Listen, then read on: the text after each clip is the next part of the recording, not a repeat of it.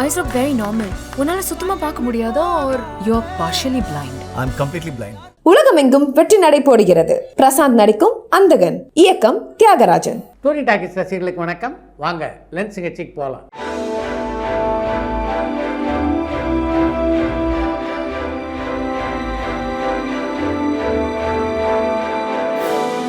என்னம்மா முதல் கேள்வி? இளைய திலகம் பிரபு மற்றும் அவரது மகன் விக்ரம் பிரபு இவங்க 2 பேரும் சினிமாவில இருந்து ஃபீல்ட் அவுட் ஆயிட்டாங்களா?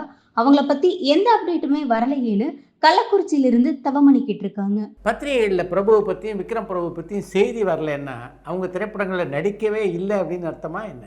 2 பேரும் பல திரைப்படங்களில் தொடர்ந்து நடித்து கொண்டு தான் இருக்கிறார்கள். விரைவிலேயே அதை பற்றி அறிவிப்பு உங்களுக்கு வரும். இப்போல்லாம் பார்த்திங்கன்னா பல தயாரிப்பாளர்கள் படத்தை ஆரம்பிக்கிறத பற்றி யாருக்கும் அறிவிப்பை வெளியே சொல்வதே இல்லை. படம் முடிஞ்சதுக்கு பின்னால் தான் வெளியே சொல்கிறாங்க. தமிழ் சினிமாவில் 90 வயது வரை 60 ஆண்டுகளில் 1600க்கு மேற்பட்ட படங்களில் நடித்த ஒரே தமிழ் நடிகர் VS ராகவன் அவர்கள் தானான குவைத்தில இருந்து அமிர்தேஸ்வரன் கேட்டிருக்காங்க. தன்னுடைய 90வது வயது வரை தொடர்ந்து 60 ஆண்டு காலம் நடித்தவர் VS ராகவன் என்பதிலே எந்த சந்தேகமும் இல்லை. ஆனால் 1600 திரைப்படங்கள் அவர் நடித்திருக்கிறாரா அப்படின்னு தெரியல.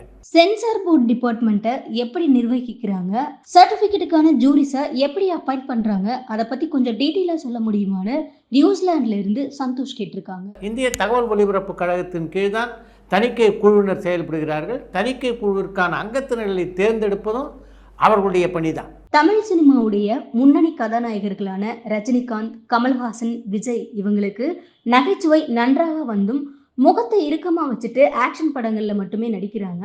இவங்களை முன்னாடி மாதிரி நகைச்சுவை கலந்த கதாபாத்திரத்திலோ அல்லது நகைச்சுவை படங்களிலோ இனி பார்க்கவே முடியாதான்னு தலையாம்பலத்திலிருந்து செல்வம் ராஜா கேட்டிருக்காங்க. ரஜினி, கமல், விஜய் ஆகிய மூவருமே தங்களுடைய படங்கள் குறைந்தது 500 கோடி ரூபாயாவது வசூல் செய்ய வேண்டும் அப்படின்னு தான் இப்போ எதிர்பார்க்குறாங்க. அப்படிப்பட்ட வசூலை நகைச்சுவை படங்கள் பெற்று தராது அப்படின்றது தான் அவங்களுடைய நம்பிக்கையாக இருக்கிறது. அதன் காரணமாக தான் இந்த மூவரும் பெரும்பாலும் ஆக்ஷன் படங்களில் நடிப்பதிலேயே ஆர்வம் காட்டுகிறார்கள். இயக்குனர் லோகேஷ் கனகராஜ் ஏன் நடிக்க ஆரம்பிச்சிட்டாரு, இதனால இயக்கும் திறன் குறையுமேனு கோவைப்புதூர்லேருந்து பாபு கேட்டிருக்காங்க. தன்னுடைய வாழ்க்கையில் தான் என்ன செய்யணும் அப்படின்னு முடிவெடுக்கிற உரிமை கூட லோகேஷ் கனகராஜுக்கு இல்லையா என்ன? நடிகர் கமல்ஹாசன் எத்தனை மொழி படங்கள்ல நடிச்சிருக்காருன்னு கடலாடியிலிருந்து பாலசுப்ரமணியன் கேட்டிருக்காங்க. தமிழ், தெலுங்கு, கன்னடம், மலையாளம், ஹிந்தி, பெங்காலி உட்பட 6 மொழிகளில் நடித்திருக்கிறார் கமல்ஹாசன். அந்தகன் திரைப்படத்தை பார்த்துட்டீங்களா? படம் எப்படி இருக்கு? மக்கள் கிட்ட இந்த படத்துக்கு வரவேற்பு எப்படி இருக்குன்னு ஆலந்தூர்ல இருந்து காவியா கேட்டிருக்காங்க. ஒரு மொழியிலே வெற்றி பெற்ற படத்தை மறு உருவாக்கம் செய்வது அப்படின்றது அவ்வளவு எளிதான விஷயம் இல்லை. அந்த பணியிலே தியாகராஜன் வெற்றி கண்டிருக்கிறார் அப்படின்னு தான் சொல்லணும். விமர்சகர்கள், ரசிகர்கள் ஆகிய 20 பாராட்டுகளையும் தொடர்ந்து பெற்றுக்கொண்டிருக்கிறது அந்தகன் திரைப்படம். வெற்றி பெறாத ஒரு படத்தை திருப்பி மாத்தி எடுத்து வெற்றி பெற்ற படம் தான் சம்சாரம், அது மின்சாரம். அந்த மாதிரி வேற ஏதாவது படம் 2வது வாட்டி எடுத்து தமிழ்ல வெற்றி பெற்று இருக்கான்னு பாண்டிச்சேரியிலிருந்து பெருந்தமிழன் கேட்டிருக்காங்க. ஏவிஎம் தயாரிப்பிலேயே அது நடந்திருக்கிறது. ஏவிஎம் சரவணன் தயாரிப்பு நிர்வாகியாக பொறுப்பேற்றுக் கொண்டதுக்கு பின்னாலே ஏவிஎம் நிறுவனத்திலிருந்து வெளியான திரைப்படம் தான் மாமியார் மெச்சிய மருமகள் என்ற திரைப்படம். அந்த படம் வெற்றி படமாக அமையலை. தன்னுடைய நிர்வாகத்தில் உருவான படம் வெற்றி படமாக அமையலையே அப்படின்ற கவலை ஏவிஎம் சரவணனுக்கு அந்த காலகட்டத்தில் பெருமளவிலே இருந்தது. இதே கதையை மையமாக வைத்து கொண்டு பின்னாளில் ஒரு வெற்றி படத்தை நம்ம கொடுக்கணும் அப்படின்னு அன்றே தீர்மானித்து கொண்டார் ஏவிஎம் சரவணன். அந்த தீர்மானத்தை அவர் நிறைவேற்றிய திரைப்படம் தான் பாட்டி சொல்லை தட்டாதே என்ற திரைப்படம். மாமியார் மருமகள் கதையை பாட்டி பேரண்ட் சென்டிமெண்ட்டாக மாற்றி அந்த படத்தை அவர் உருவாக்கினார். அந்த படம் எந்த அளவுக்கு வெற்றி பெற்றது என்பது நீங்கள் அறிந்த விஷயம். நடிகரும் இயக்குனருமான சந்தான பாரதி படம் ஏதும் நடிக்கிறாரான்னு தோரணமலையிலிருந்து செண்பகராமன் கேட்டிருக்காங்க. ஒரு பக்கம் திரைப்படங்கள், இன்னொரு பக்கம் வெப் சீரிஸ்னு பரபரப்பாக நடித்து கொண்டிருக்கிறார் சந்தான பாரதி. சித்ரா லக்ஷ்மணன் சார், உங்களுக்கு கதாநாயகனுக்கு வில்லனா நடிக்க ஆசையா அல்லது காமெடி நடிகனுக்கு வில்லனா நடிக்க ஆசையான்னு சென்னையில இருந்து சந்தனகுமார் கேட்டிருக்காங்க. எனக்கு நடிக்கணும்னு ஆசை, அவ்வளோதானே தவிர கதாநாயகனாக நடிக்கணும், வில்லனாக நடிக்கணும், நகைச்சுவை இடத்தில் தான் நடிக்கணும் அப்படின்லாம் எனக்குள்ளே நான் எந்த விதிமுறையும் வகுத்து கொள்ளவில்லை. யார் நல்ல கதாபாத்திரங்கள் நடிக்க அழைத்தாலும் நடிக்க தயாராக இருக்கிறேன். சோஷியல் டாக்கிஸ் சேனல்ல தொடர்ந்து ஜோதிடர்களுடைய பேட்டி வந்துட்டு இருக்குது. உங்களுக்கு ஜோதிடத்தில் மிகுந்த நம்பிக்கை உண்டான்னு அடையாறுல இருந்து ராம்கி கேட்டிருக்காங்க. சோஷியல் டாக்கிஸ்லேயே தொடர்ந்து பல ஜோசியருடைய பேட்டிகள் வந்து கொண்டிருப்பதற்கும் என்னுடைய ஜோதிட நம்பிக்கைக்கும் எந்த சம்பந்தமும் இல்லை. ஆனால் ஜோதிடத்திலே எனக்கு நம்பிக்கை உண்டு.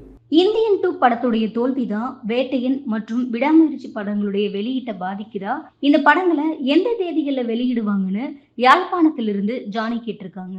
வேட்டையன் விடாமுயற்சி ஆகிய 2 திரைப்படங்களுடைய வெளியீட்டிலும் எந்த பிரச்சனையும் இல்லை. நீங்களாக எந்த பிரச்சனையும் கற்பனை செய்து கொள்ளாதீர்கள். விஜய் டிவியுடைய எல்லா நிகழ்ச்சிகளையும் காப்பி அடிக்கிற சன் டிவி பிக் பாஸ் நிகழ்ச்சியை மட்டும் ஏன் நடத்தலைன்னு கரூர்ல இருந்து மோகன் கேட்டிருக்காங்க. பிக் பாஸ் நிகழ்ச்சியை பொறுத்த வரைக்கும் அது ஒரு தனியார் நிறுவனத்தினுடைய அறிவுசார் சொத்து. அதனால் அவருடைய அனுமதி இல்லாமல் அந்த நிகழ்ச்சியை எந்த தனியார் தொலைக்காட்சியிலும் நடத்த முடியாது. இந்தியன் மூவில கமல் சார் லாஜிக்கலா வயசான கெட்டப்ல நடிக்கும்போது எப்படி பல்ட்டி அடிக்கிற மாதிரி நடிக்க முடியும்னு கேட்டிருந்தாருன்னு சாய்வு சித்ரா நிகழ்ச்சியில வசந்த பாலன் சொல்லியிருந்தாரு. ஆனா இந்தியன் 2 மூவில நிறைய லாஜிக்கல் மிஸ்டேக் இருக்கும், அதுக்கு கமல் சார் எதுவுமே சொல்லலையான்னு பூனேல இருந்து பிரவீன் கேட்டிருக்காங்க. இந்தியன் 2 படத்துடைய படப்பிடிப்பின் போது என்ன நடந்தது அப்படின்னு நமக்கு தெரியாது. கமல்ஹாசன் தன்னுடைய கருத்தை கூட தெரிவித்திருக்கலாம், அது ஏற்றுக்கொள்ளப்படாமல் போயிருக்கலாம், இல்லை அது போன்ற கருத்துக்களை சொல்வதையே கூட கமல்ஹாசன் தவிர்த்திருக்கலாம். என்ன வேணா நடந்திருக்கும், நமக்கு தெரியாத வரைக்கும் அதை பற்றி நாம் கருத்து சொல்வது சரியா இருக்குமா? நடிகர், கதாசிரியர், பத்திரிகையாளர், இயக்குனர், வழக்கறிஞர், அரசியல் விமர்சகர் இவற்றில் ஜோ அவர்கள் எந்த துறையில் ஆர்வம் காட்டினார், எந்த துறையில் சிறந்து விளங்கினார்? இவரை போன்ற ஒரு துணிச்சலான பத்திரிகையாளர்கள் இப்போது யாராவது இருக்காங்களான்னு திரைமுல்லை வாயிலிருந்து சுந்தரவரதன் கேட்டிருக்காங்க.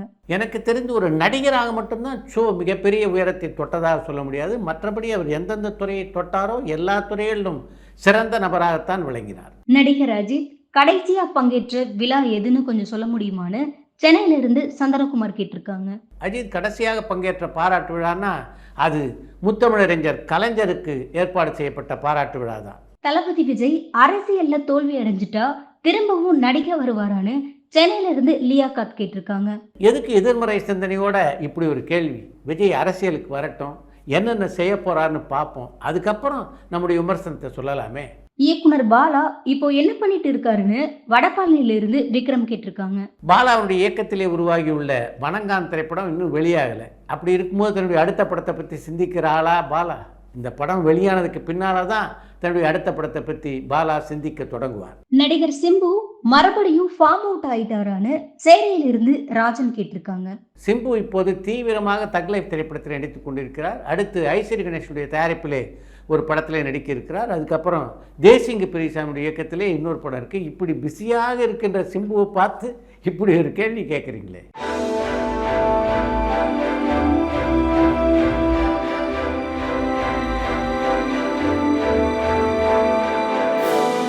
இயக்குனர் பாரதி ராஜா, இயக்குனர் ஆர்.வி. உதயகுமார் இவங்களுடைய இயக்கத்துல சாதி சார்ந்த படங்கள் வந்திருக்கு. ஆனா அவர்களுக்கு சாதி இயக்குனர் அப்படின்ற பெயர் வந்ததில்லை. ஆனா இப்போது மாரி செல்வராஜ், பாரஞ்சித், மோகன்ஜி இவர்களுக்கு சாதி இயக்குனர் அப்படின்ற பெயர் வந்திருக்கு. இதுக்கு என்ன காரணம்னு திருப்பூர்ல இருந்து சிவராம் கேட்டிருக்காங்க. தூங்குறவங்களை எழுப்பலாம், தூங்குற மாதிரி நடிக்கிறவங்களை எழுப்ப முடியாதுன்னு தமிழில் ஒரு பழமொழி இருக்குது. உங்கள் கேள்வியை படித்து பார்த்தபோது என்ன காரணத்தாலும் அந்த பழமொழி என் நினைவுக்கு வருகிறது. அடுத்து இன்று ஒரு தகவல். குளோபல் டெஸ்க் என்ற பத்திரிகை நடத்தி கொண்டிருந்த அயன் டெல்க் ஏவி மெய்யப்ப செட்டியாருடைய நல்ல நண்பர்.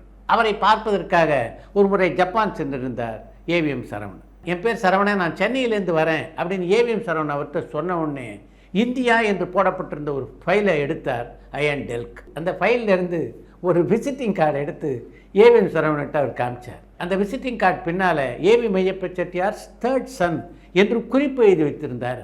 அந்த விசிட்டிங் கார்டு இருக்க அது சென்னைக்கு அயன் டெல்க் வந்தபோது ஏவி மெய்யப்ப செட்டியார்னு அவரிடம் கொடுத்தது. அதை பார்த்த போது அப்படியே அசந்து போனாராம் ஏவிஎம் சரவணன். டோக்கியோவில் உள்ள டோக்கோ என்ற மிகப்பெரிய ஸ்டூடியோவுக்கு ஏவிஎம் சரவணனை அழைத்து சென்றிருக்கிறார் அயன் டெல்க்.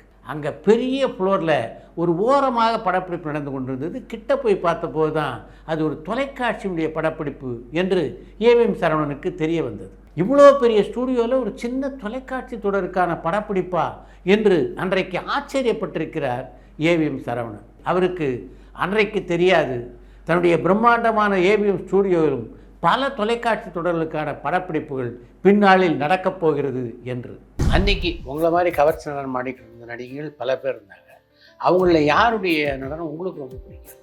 ஜெயமாலினி அவங்க, ஜோதிமா, 3 பேருமே ஹெவி டான்சர்ஸ். அவங்கள பார்த்து நானும் ஹெவியாக பண்ணணுன்றது எனக்கு ஒரு மைண்டில் வந்து இந்த கட்டிங்கு. உங்களை பொறுத்த வரைக்கும் சாதாரண கதாநாயகர்கள் கூட கொஞ்சம் ஹைட்டு. ஆமாம். அதனால ஏதாவது ப்ராப்ளத்தை ஃபேஸ் பண்ணிக்கிங்களா சினிமாவில்?